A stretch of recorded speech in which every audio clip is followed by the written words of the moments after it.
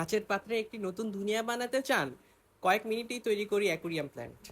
তো এই জারটা আমরা ভালো করে ধুয়ে নিছি, পরিষ্কার করে নিয়েছি। আমাদের আরো একটা বড় জার আছে, কিন্তু এই ছোট জারটায় আগে ট্রাই করতেছি, যদি ছোট জারটা হয় পরে বড় জারটায় করব। এখানে হচ্ছে যেই ওয়াটার প্ল্যান্টটা কিনে নিয়ে এসেছি ওইটার সিড আছে। এই যে এই সিডটা আমরা কিনছি, এটা একটা চাইনিজ সিড। আমরা অ্যাকুরিয়াম সয়েলও কিনছি। 100 গ্রাম সয়েল নিছে আমার থেকে 150 টাকা। এখানে 100 গ্রাম অ্যাকুরিয়াম সয়েল কিনছি। এই সয়েলগুলা দেখতে এরকম হয়। ওইগুলো আমরা এখন ওই জারটার মধ্যে ছড়াই দিচ্ছি, ছড়ায় চারপাশ দিয়ে ছড়াই দিচ্ছি।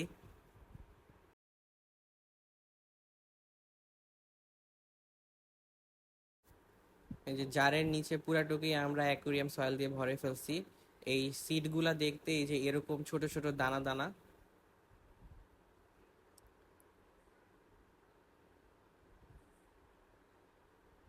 এই সিডগুলো এখন আমরা ওই অ্যাকোরিয়াম সয়েলের মধ্যে দিয়ে দিচ্ছি। এখানে আপনার দুই বা তিনটা থেকে একটা করে গাছ বের হবে, দুই তিনটা সিড থেকে একটা করে গাছ বের হবে এরকম। এখন আমরা হচ্ছে এই সিডগুলা ছিটানোর পরে স্প্রে করে দিচ্ছি পানি দিয়ে, যেন সবগুলা সয়েল যেন ভিজে যায়, পুরা সয়েলগুলা যেন ভিজে যায়।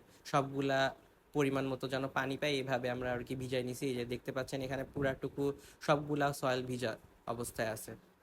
এখন আমরা এটা হচ্ছে পলিথিন দিয়ে, রাবার দিয়ে আটকায় দিচ্ছি।